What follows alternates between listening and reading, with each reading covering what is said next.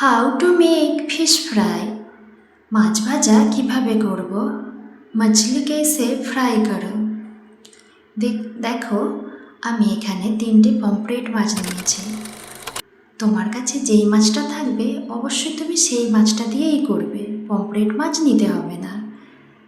আমি মাছটাকে ভালো করে ধুয়ে নিয়ে এবার সুন্দর করে লবণ মাখিয়ে নিলাম।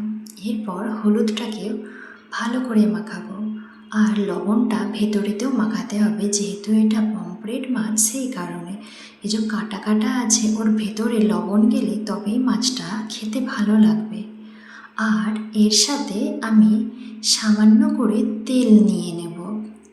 তেল নেবার কারণ, কড়াইয়ে যখন আমি মাছটা দেব তখন কিন্তু জড়িয়ে যাবে না, না জড়ালে তাহলে ভাঙবেও না। মাছটাকে এইভাবে ম্যারিনেট করে নেব। সামান্য উপকরণ, বিশেষ কিছু না যে আলাদা করে কিনতে হবে বা আমার বাড়িতে নেই এই রকম কিছুই না। আমি গ্যাসটা জেলে দিয়ে কড়াইটা বসিয়ে দিলাম। কড়াইটা গরম হবার জন্য আমি ঘড়ি ধরে 4 থেকে 5 মিনিট সময় নিয়ে নেব।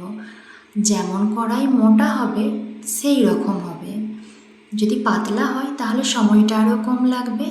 তেলটা গরম হয়েছে, ওই 3 মিনিটের মতো তেলটা গরম করতে লেগেছে।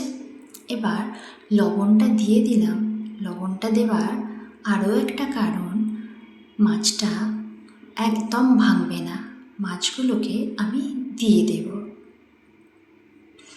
একে একে আমি 3টে মাছই দিয়ে দিলাম।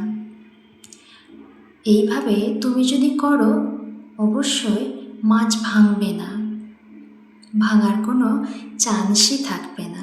এবার আমি মাছটাকে উল্টে দিলাম। যখন উল্টাবে তার আগে দেখবে যে তেলে চ চ শব্দ করছে কিনা। যদি শব্দ করে তখন কিন্তু উল্টাবে না, মাছটা তখনও ঠিকভাবে হয়নি।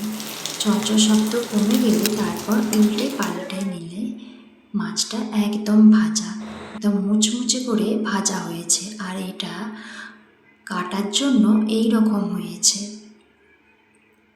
এইভাবে মাছ ভাজা করলে দেখবে একদম ভাঙবে না। এইভাবে ট্রাই করার জন্য অনুরোধ।